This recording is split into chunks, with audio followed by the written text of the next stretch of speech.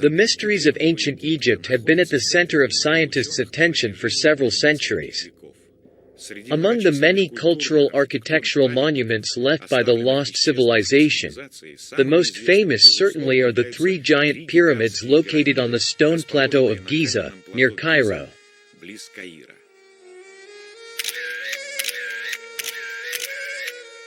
Who, when and why built these Cyclopean tetrahedra? It would seem that academic science has long answered these questions. Perhaps the only unresolved problem is the answer to the question of how they were built, or rather, how the ancient architects processed and moved huge stone blocks. Numerous technical solutions are offered in a variety of ways, but each of them contains many weaknesses, and all attempts by researchers to test the theory and practice have ended unsuccessfully. Meanwhile, in the latter half of the 20th century, chemical engineers made a discovery that provided a clue to the technology used to construct pyramids. Moreover, an independent examination of samples of building stone fully confirmed the scientists' correctness. The mystery of the ancient pyramids has been solved. It seems that this discovery should have been sensational, and the scientists who made it could have claimed the most prestigious scientific awards. However, things turned out differently. The scientific world answered with complete silence. Egyptologists did not seem to take notice of the discovery, and they still do not want to notice it.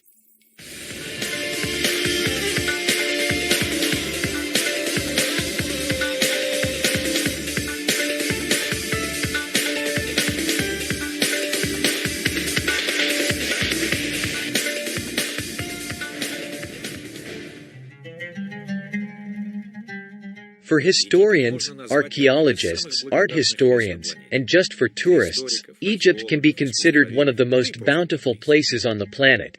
Huge stone sculptures, the ruins of ancient temples, and mysterious hieroglyphs on the walls of palaces have been exciting the imaginations of researchers for hundreds of years. However, the main attraction in Egypt is the pyramids. There are over 80 of them. They stretch along the Nile River for a chain of 50 kilometers. This ensemble is dominated by monumental structures on the Gizeh Plateau near Cairo. The pyramids of Cheops, Khafre, and Menkaure were known as the Great Pyramids and were included in the list of the so-called Seven Wonders of the World, and for good reason. The height of the largest of them, the Pyramid of Cheops, exceeds 140 meters. It consists of more than 2 million stone blocks, each weighing between 2.5 and 15 tons. Indeed, it is difficult to surprise a modern person with anything, even with the Great Pyramids. And yet, the question of how people were able to build such a thing many centuries ago still keeps scientists awake today.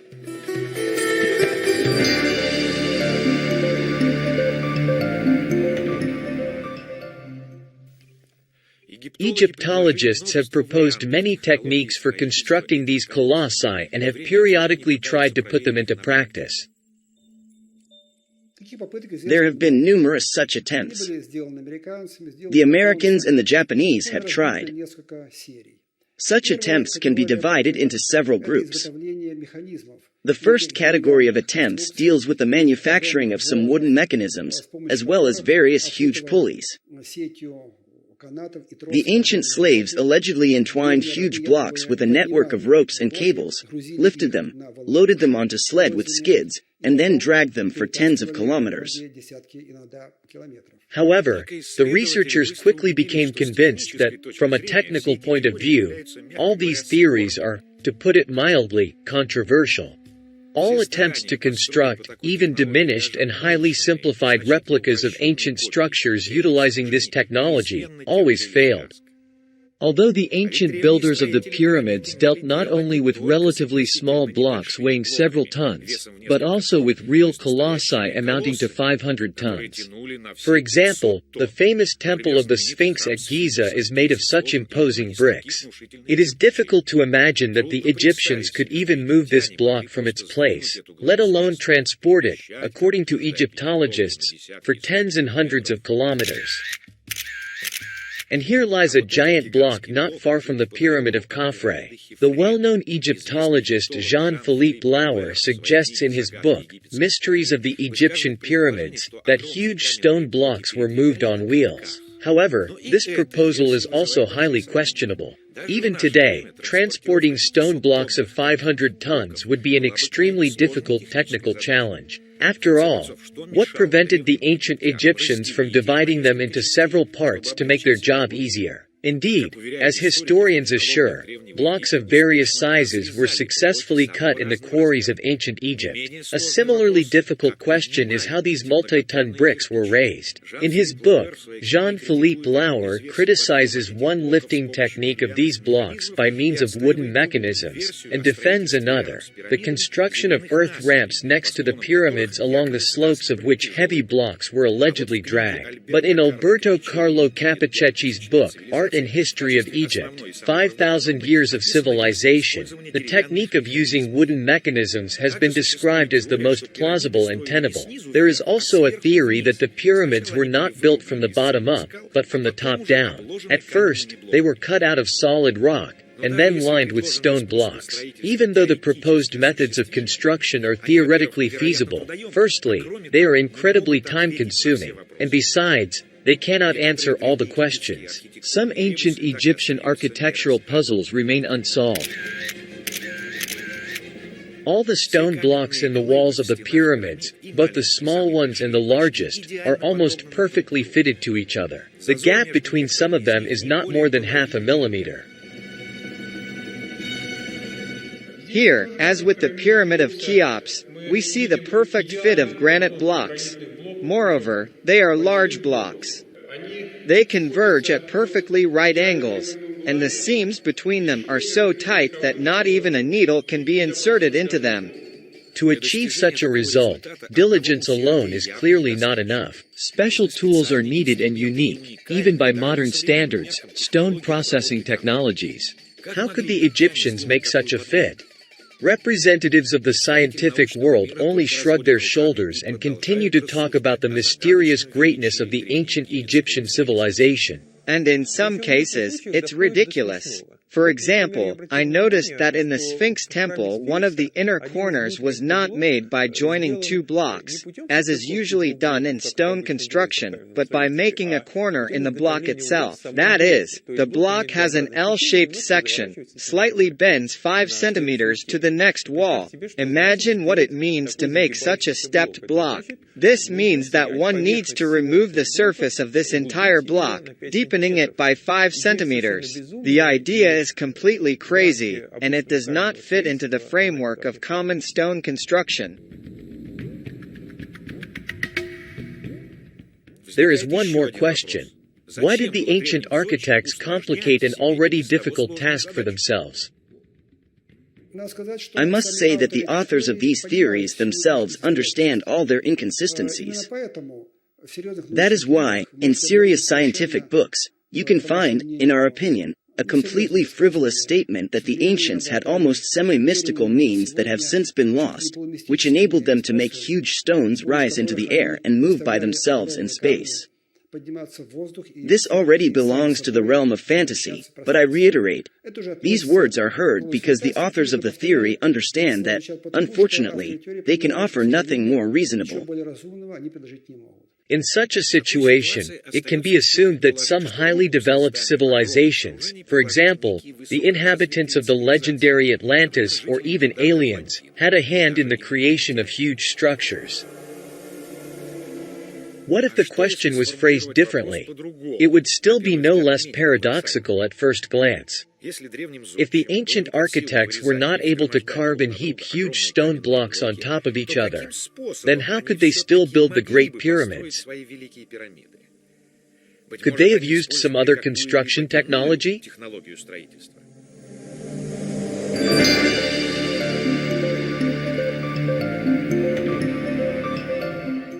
How to build a structure of this magnitude today? Skyscrapers, for example, obviously using concrete. If the pyramids were built today, then the main building material would most likely be concrete. In appearance, the blocks of the Egyptian pyramids could pass for concrete, but the production of this building material involves the use of very sophisticated modern technologies. For example, take the manufacturing of cement, which is the main component of concrete. At the first stage, the rock is ground with the addition of water and turns into a liquid mass. Further, this mass is subjected to gradual heating in special furnaces, and complex physiochemical transformations take place in it.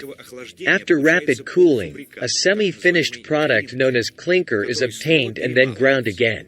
The problem is that the firing stage requires a temperature of approximately 1,500 degrees Celsius. Only under such conditions does the material acquire the necessary properties. It is unlikely that the ancient Egyptians had such furnaces, and therefore such concrete.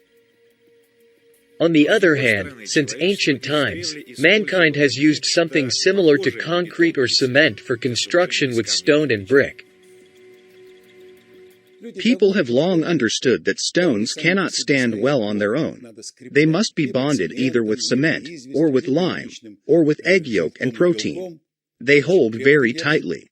At different times in different countries, wax, resin, wheat flour, sheep's cheese and garlic juice were used in the manufacturing of cement mortar. Can such ingredients be used on an industrial scale, not just for bonding blocks, but for manufacturing them? Millions of blocks. So, is concrete still being considered, or has it been taken off the table?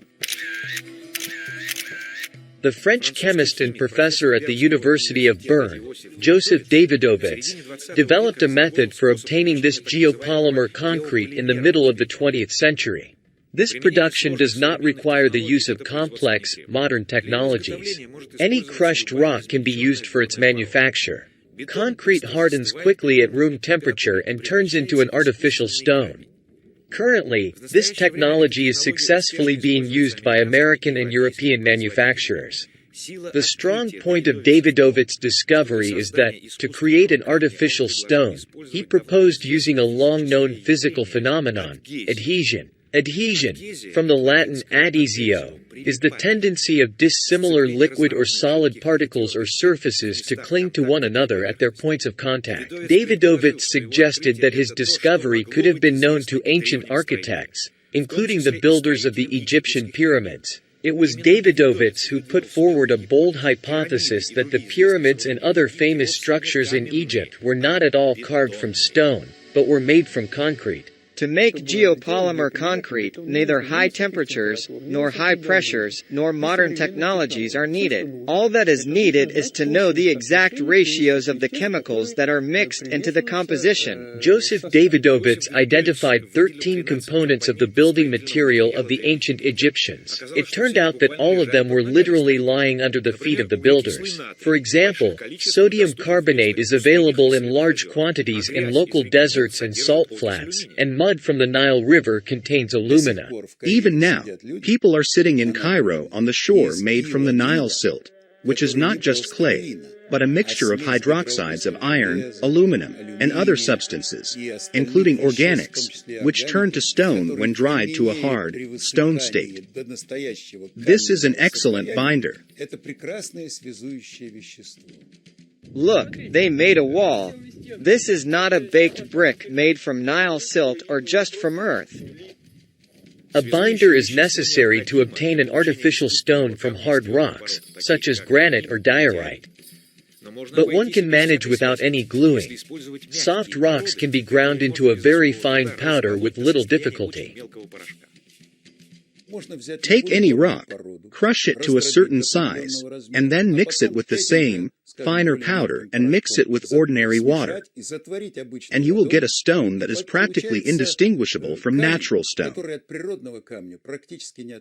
So, we can conclude that there were all the conditions necessary for the production of concrete in ancient Egypt. By the way, there is a rather curious ancient Egyptian image on the wall of Rekhmir's tomb in the Valley of the Nobles. It can be reasonably interpreted as a step-by-step description of the process of making concrete blocks. Here are two Egyptians using jugs to collect water from a square reservoir. The third is crushing rock, the next is making a batch, and the resulting mass is being loaded into a basket. Next comes the pouring of a huge block. In fact, this is not natural stone, but geopolymer concrete, and on the outside it was coated with a layer of a higher quality composition. Well, at least a composition that was slightly different from the composition of the internal one.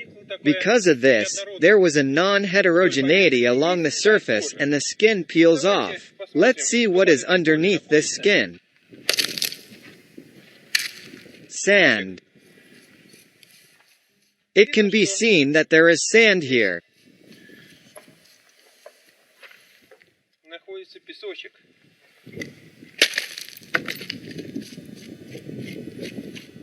It is not granite.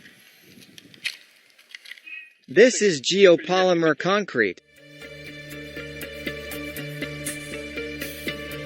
Let us now recall the main mysteries of the pyramids and see if they can be explained using this concrete technique.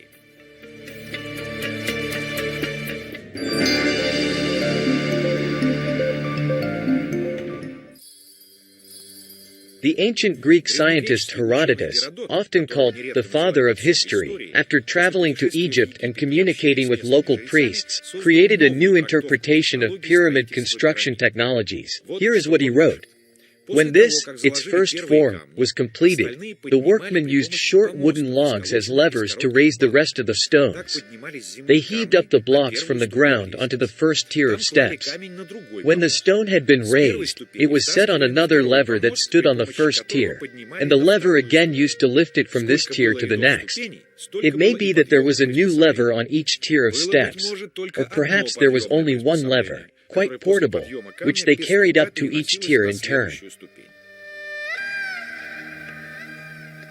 That is a pretty vague description. What kind of levers was it and how was it raised? But in any case, is it conceivable to lift multi-ton stone blocks with the help of wooden levers? Egyptologists declared without a shadow of a doubt that Herodotus' version was erroneous. However, if we assume that we are discussing geopolymer concrete, then we have a completely plausible description of a form into which the concrete mix was poured. That is the most common construction formwork. Formwork is a removable wooden or metal mold used to form concrete into structural shape of a future concrete or reinforced concrete construction.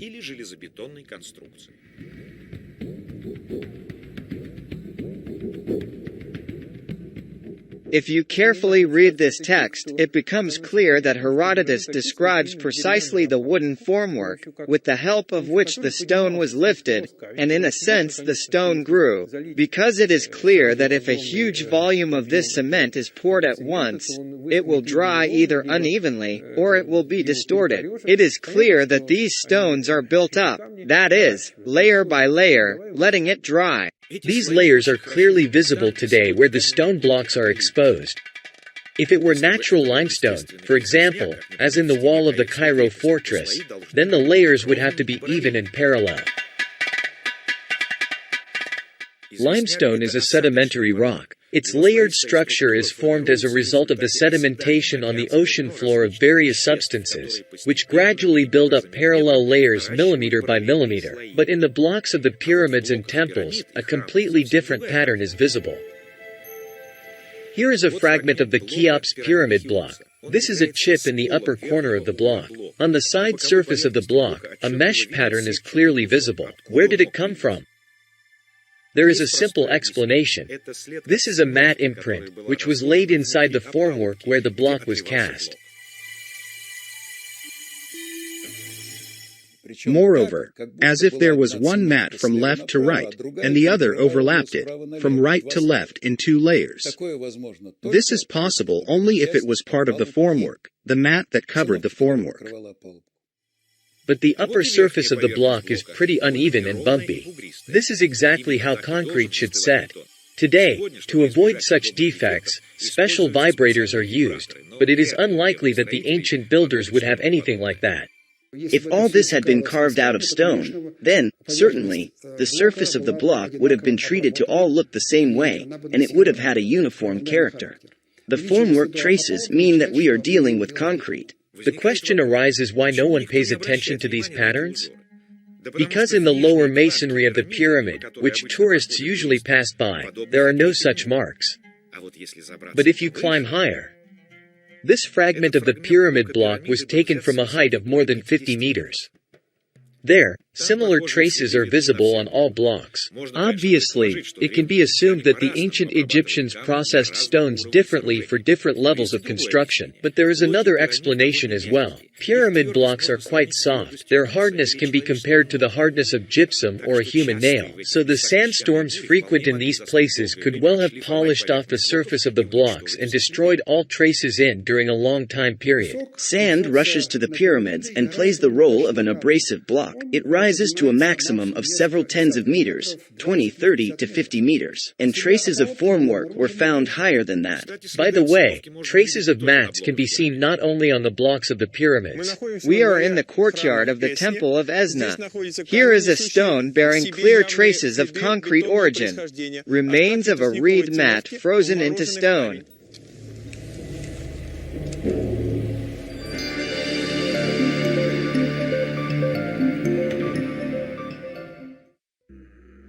Now let's try to solve another mystery.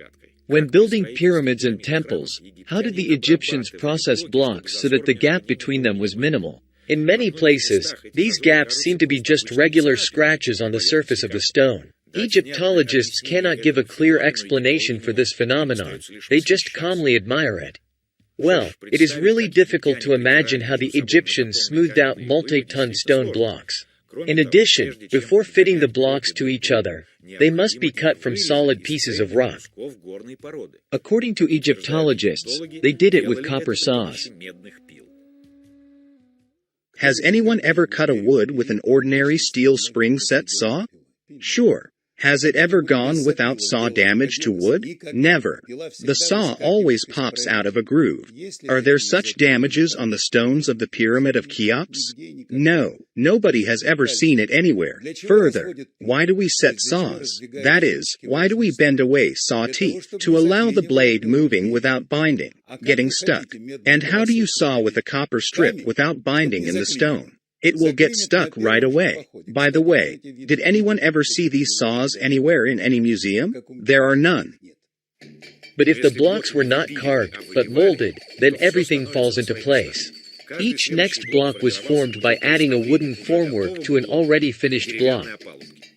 You grout a new portion of concrete and water, and then these two blocks literally merge with each other. In principle, the ancient builders could have made the walls monolithic. But in this case, the pyramids would sooner or later burst and collapse under the influence of various temperature drops and internal structural stress. In order for the structure, as they say, to breathe, it was apparently divided into separate bricks, so the pyramids still stand today. In their centuries-old walls you will not see a single crack, but one can find quite unexpected things. For example, in the masonry of one of the satellite pyramids, located south of the Pyramid of Menkora in Gizeh, rather strange cavities immediately catch the eye. This pyramid is made up of blocks that are covered with a hard crust, but the internal composition is much softer. This is not the case for natural stones, but for concrete blocks, this is normal, because in order to make a block, they could use a cheaper compound for the inner block and a more expensive and stronger one for its exterior. It can be broken by hand, just by hand. This is inside the hollow. This is the internal composition of the stone. If we try to damage this crust, the external composition, then no chance. It is out of question to break with your hands. Inside the stone is quite soft and easily crumbles with a finger. and on the outside there is a hard porous crust, hardly yielding even to a knife blade. Can a natural stone have a hard coating and a soft interior? Moreover, the stone processed, sawn, or cut in a quarry? In our opinion, no, it is out of the question. But if it is concrete, then, obviously, substances that give it increased strength could well have been added to the surface layer of concrete. And again the question arises, why did others not see this? They were taught that limestone blocks were cut out on the other side of the Nile River, as shown in specially staged supposedly documentary films, and then they were transported on barges, on rafts to this side. The limestone over there is different. In that limestone there are a lot of perfectly preserved nummulites, these shells the size of a small coin. And in the blocks of the Pyramid of Cheops, where are these very same nummulites? Where are the organic remains, sea hedgehog of the Eocene epoch? There are none. Moreover, any limestone cracks. I had a hard time finding a crack while wandering around the Pyramid of Cheops, because concrete is amorphous. Concrete does not form cracks and behaves like a substance with the same density and structure in all directions.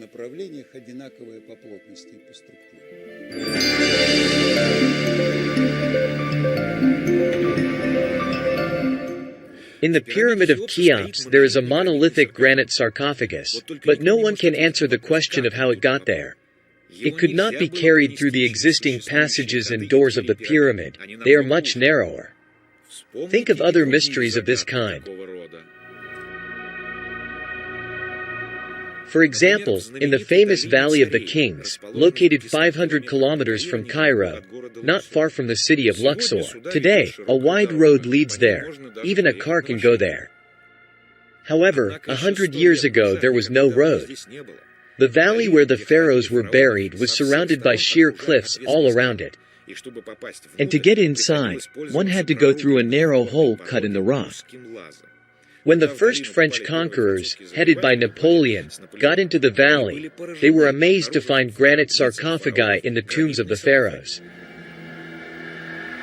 Their dimensions significantly exceeded the dimensions of the only entrance to the valley. Moreover, these sarcophagi, as in the Pyramid of Cheops, were not assembled, not glued from separate parts, but monolithic, because being hit by a hammer they rang like a bell. The Egyptologists said, well, they were dragged over the mountains, lowered with some kind of ropes. Wouldn't it be easier to widen the entrance to the valley a bit? Because it was not a problem to widen it. Their rocks over there are soft. If you really need to drag such a sarcophagus, why drag it through the mountains? This, by the way, still needs to be proved that this is possible, because such sarcophagi weigh a lot. If we assume that the sarcophagi were not moved anywhere, but were made in the valley itself from geopolymer granite concrete, then this mystery also gets a completely rational explanation. The method of geopolymerization allows creating not only artificial limestone. Concrete can be made from any other rock, such as granite or even super hard diorite.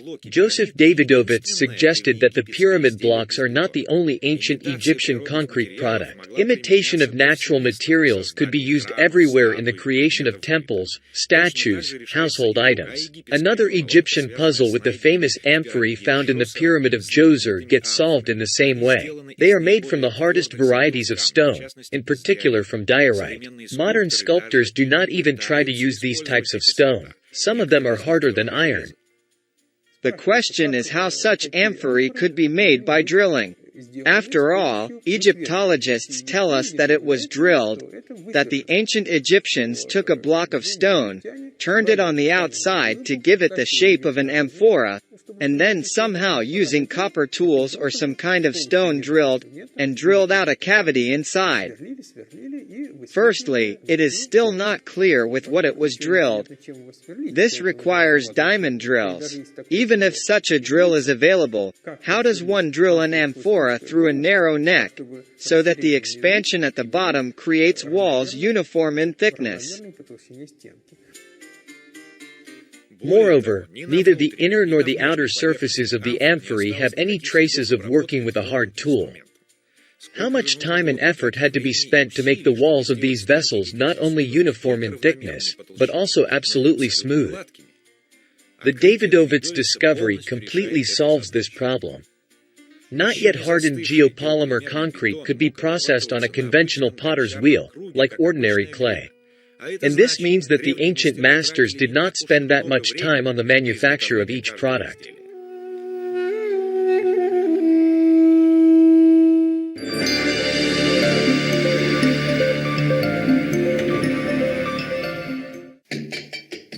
There is yet another fact that many Egyptologists admire almost superstitiously. We are talking about the depth and clarity of hieroglyphs carved into the hardest rocks.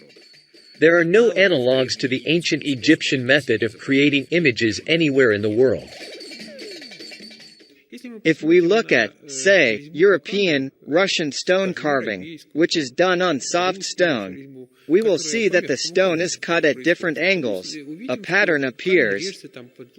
There are some recesses, bulges, edges, shadows of which form the image.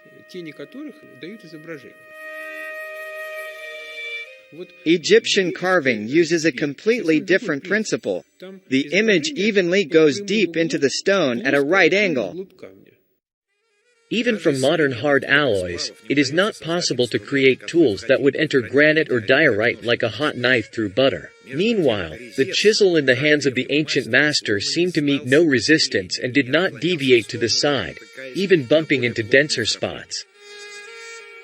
Of course, here one can again embark on a discussion about the craftsmanship and determination of the Egyptian sculptors and once again be surprised at their strange tendency to complicate tasks. Indeed, why go deeper than 10 centimeters into the rock? Why not limit yourself to a modest 2 or 3 centimeters? The inscription will be perfectly readable, but, perhaps, in search of the most plausible explanation, instead of creating more and more myths about some hard-working miracle workers, it would be more productive to return to the idea of geopolymer concrete and assume that the hieroglyphs were not cut, but pressed into not yet hardened surface. Then it becomes clear how and with what the inscriptions were applied. The Egyptians are geniuses at plastering. The plaster they put on is perfect. The walls of temples, literally, are continuous plaster, on which all these hieroglyphs were made by extrusion. Often this cladding is mistaken for granite, but they do not understand how the inside of this cladding absolutely exactly, as if according to a template, coincides with the material to which it is glued. When plastering, this is usually typical. And in fact, if we forget that we are dealing with the mysterious, incomprehensible art of stone processing, it immediately becomes obvious that one cannot do without plastering work here. On many ancient Egyptian granite stones, as well as statues, for example, Sphinx ones, there are these bald spots. That is, the skin peels off from this statue parallel to the treated surface. Undoubtedly, the stone may be layered, but the layers of the stone cannot be parallel to the resulting finished surface of that stone. In order to make a huge granite sphinx, one doesn't need to waste high-quality concrete inside the sphinx. Finally, one more argument in favor of the concrete version. In the courtyard of the Dendera temple, there is an ancient Egyptian granite slab. An image quite typical for ancient Egypt is stamped in it. This slab consists of granite crystals which are fastened together with a gray powder. This granite can be simply broken by hand. Science has no knowledge of natural granite, which can be easily crumbled by hand. It seems that in this case we are dealing with an example of a manufacturing defect made by the ancient masters. The builders chose the binder so poorly that it practically crumbles under your hand. The Egyptians were people too and could very well be wrong sometimes. For example, when forming the composition of the concrete mass. In any case, artificial origin of the stone is obvious.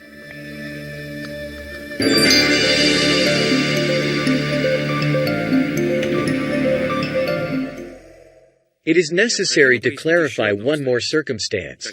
How did the builders crush the rock? Why not assume that this problem was solved by analogy with the problem of grinding grain, where mortars, graters, and millstones were used? There is no problem in this. Moreover, the graters in which rock could be ground were found in Egypt. Hand graters can grind limestone. But how to grind hard rocks such as diorite to a state of powder?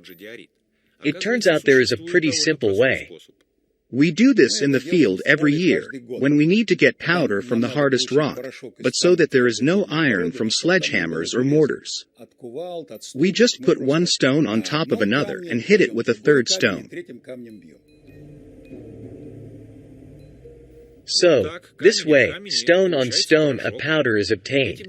In this simple way you can get the initial material for the manufacture of objects from artificial stone of any hardness and in any quantity if beating for a long time. All the while finely crushing the entire stone is not necessary. A mixture of powder and small fragments is stronger and makes it possible to speed up production. In addition, the inhabitants of the earth have used another very easy way of crushing since ancient times. In Yemen, people break grain while riding in a large stone bowl on a swing. In this way, it is possible to grind solid rock with stone on stone in large volumes, rather than in small graters. Thus, the hypothesis about the use of geopolymer concrete in ancient Egypt takes on a completely finished form and really explains most of the mysteries of the pyramids. And not only them. Baalbek in Lebanon, the English Stonehenge and other similar structures could well have been built in a similar way. But if geopolymer concrete has indeed been used by mankind since time immemorial, then how come the unique knowledge disappeared? The answer to this question is quite obvious. Previously, only a few discoveries became the subject of the public domain. The rest were kept in the strictest confidence. Only a few initiates could know the secret, and in the event of their sudden death, there was simply no one to pass on the secrets of mastery. This is how the technologies for the production of filigree and granulation, and damask steel were lost. But we still know a lot about them, or have at least heard something about them. But why do we not know anything about the unique building material used in the past? Is there really no historical mention of it?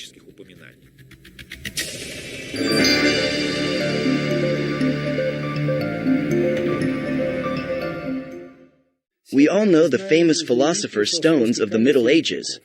The alchemists of the 17th, 18th, 19th centuries were especially fond of searching for the philosopher's stone. Of course, the theme of the philosopher's stone itself is very extensive, very ambiguous, and many different storylines are clearly intertwined here. Traditional science considers alchemy to be a pseudo-scientific direction in the development of conventional chemistry. Its accomplishments include the discovery or improvement of products of practical value, such as mineral vegetable dyes, glasses, enamels, metal alloys, acids, alkalis, and salts. But the main task of alchemy was to obtain the so-called philosopher's stone. According to popular belief, in the Middle Ages they were looking for nothing more than a substance capable of turning base metal into gold. And all real inventions are just byproducts, randomly obtained in the course of this fruitless search. However, science could hardly have existed for many hundreds of years without giving any real return, based on fiction and empty promises. Obviously, alchemists also took on the solution of some practical problems. Moreover, those who financed them should have had good reason to believe that the goal was feasible, that it had already been done before. Meanwhile, in the history of alchemy, it is believed that the secret of the philosopher's stone was known in Egypt. The last person who possessed secret knowledge was a certain Roman named Marianus. The legend says that one day the Egyptian king Khalit gathered his alchemists and demanded to make the coveted stone. However, all their attempts ended in failure. Then Marianus came to the king and easily accomplished the task. The reward for the Roman was his life. All the other alchemists were executed, but Marianus fled, fearing that sooner or later the same sad fate might befall him. Many years later, one of the king's servants nevertheless tracked down the fugitive and asked him to reveal the secret. And Marianus answered his question. And revealed this secret and said that in order to create a stone, one must first destroy and that it has several components. He called them by some strange words that his companion did not understand. Subsequently, the alchemists tried to interpret the words of Marianus, but apparently unsuccessfully, since they never got the philosopher's stone. What if we assume that we are talking about the manufacture of geopolymer concrete? We are by no means declaring that the philosopher's stone is necessarily geopolymer concrete. No. But as one of the possibilities, it is quite probable. And from this point of view, many interpretations of old sources acquire a new clear meaning, which, as we found out, by referring to old books on alchemy, quite often and quite well reproduce the method of making geopolymer concrete. The technology is as follows. First, one needs to grind the rock, then add special substances, then mix everything and, finally, get the stone. By the way, today we call it artificial stone, and in the past, knowledge in general was considered an art, as well as philosophy. An artificial stone is obtained with the help of art with the help of knowledge.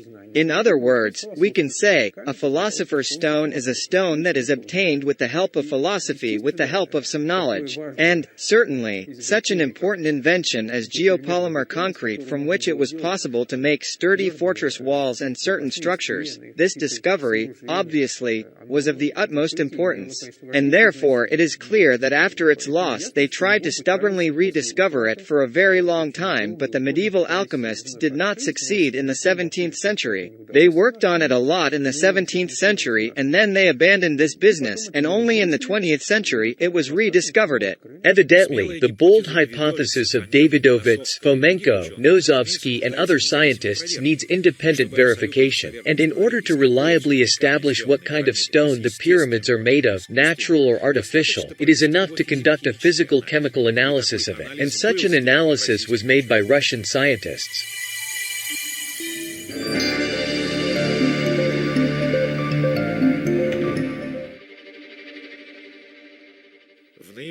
In November 2005, the research group of the New Chronology Project headed by Gleb Nozovsky visited Egypt.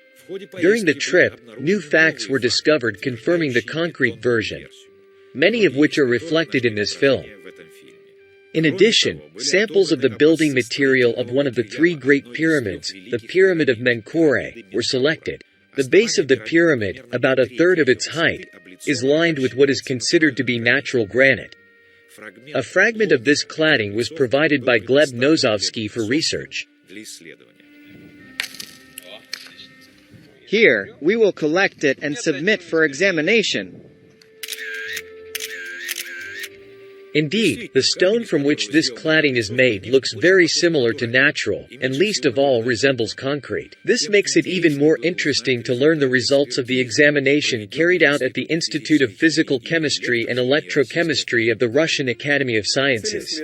The purpose of the research was to study the structure and elemental composition of the stone-like sample. The sample was prepared by the cleavage method, followed by the deposition of an electrically conductive element on its surface, which was carbon. Carbon was sputtered in a high vacuum while rotating the sample, which made it possible to obtain a thin carbon film on the sample surface. The sample prepared in this way was examined in a scanning electron microscope. This microscope is equipped with energy and wave X-ray detectors, which allow determining the content of elements with an accuracy of 1/10 to 1/100%, depending on their chemical structure. As a result of the research, microphotographs of the sample surface were obtained at various levels of their structural organization, as well as X-ray spectra, which unambiguously made it possible to establish the elements that make up this sample, as well as their quantity and other substances.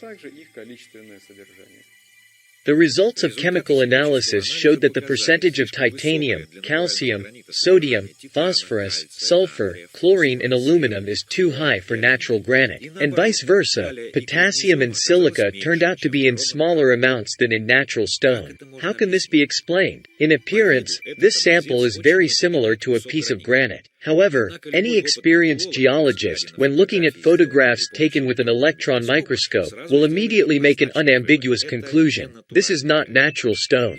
Natural granite has a dense, uniform granular structure. At the same time, the gaps between the crystals of feldspars and micas are occupied by solid quartz. But in the sample taken from the Pyramid of Menkore, the pattern is completely different. The structure of the stone is quite loose. The grains of minerals are unevenly distributed and fastened with some kind of binder, which is absolutely not typical for natural stone. It is the presence of this binder composition that can explain the increased content of titanium, calcium, aluminum, and other compounds in the sample.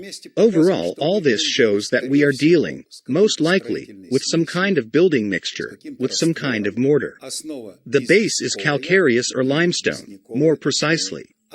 And the additional materials that we see with our own eyes are either the composition of feldspar, or biotite, or just granite. These facts are already quite enough to draw a conclusion. The Pyramid of Menkore is lined with artificial material. But if you look closely at the photographs, you will find another more than convincing argument in favor of the concrete version. The presence of some hair-like aggregates and individual hairs, very thin, in large quantities, judging by the photographs, shows that this is a foreign material of organic origin, which has nothing to do with natural stone. And its introduction is possible only during the manufacture of this artificial building material. I suggested that it could be the fine wool of some ram, some sheep that lived there. But it's literally real felt when you look at it on a normal scale. Hair covered with keratin scales. They are visible surprisingly well. The amount of foreign material in this material of the pyramid is grandiose. There is so much of it that it's not even worth arguing about. Well, these results are not unexpected. Davidovits carried out similar studies decades ago and came to the same conclusion. It is surprising that Egyptologists do not pay attention to such results, although they have long been informed about this. And Davidovits spoke, and we write. And one gets the impression that Egyptologists stubbornly do not want to listen to the arguments of natural science representatives.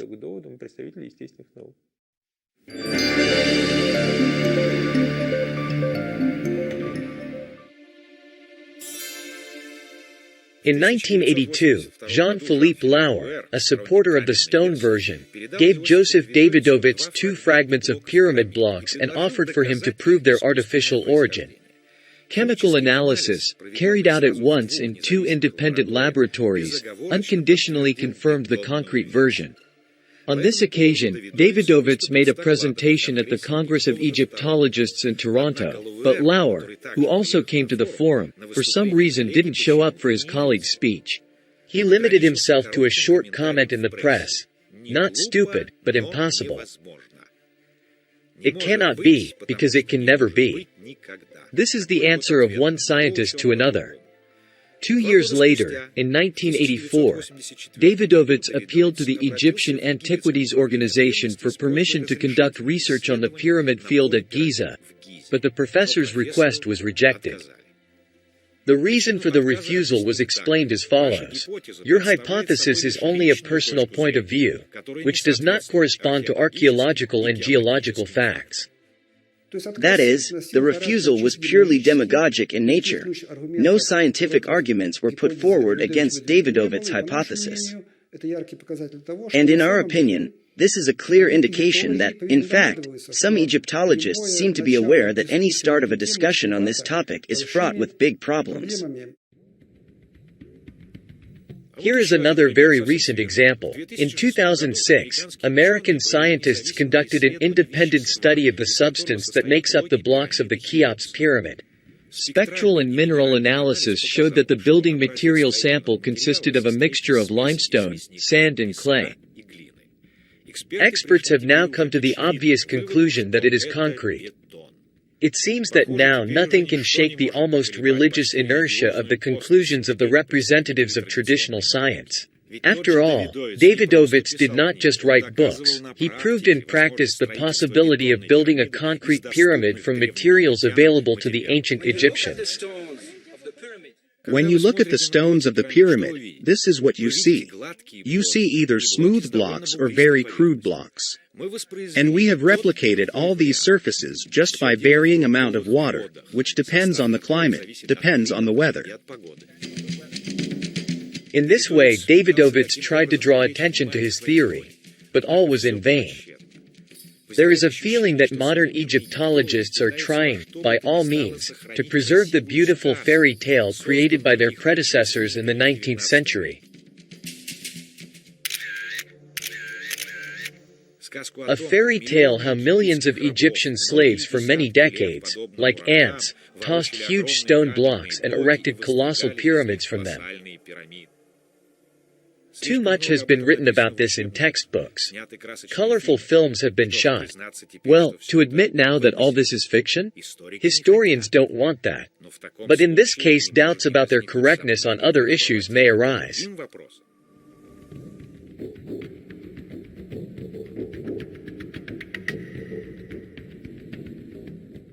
If a blunder is found on one of the pages of a scientific work, and its author, instead of admitting this error, stubbornly defends his accuracy, this is a clear indicator that there are a lot of errors in the work. Indeed, our analysis of the history and chronology of Egypt showed that the history and chronology of Egypt, which is defended by Egyptologists, rests on very shaky foundations, and there are a lot of deep and fundamental mistakes in it. All history books state that the Egyptian civilization is very ancient and existed many thousands of years ago. But surprisingly, historians never had and still do not have any real evidence in support of this supposedly most obvious antiquity. So the question of how the pyramids were built is by no means the only and far from the most fundamental one, where when answering the representatives of traditional science stubbornly adhere to the erroneous version. There are reasons to assert that the answers of academic science to other questions, when, who and why they built them, are not so well founded, as it seems at first glance.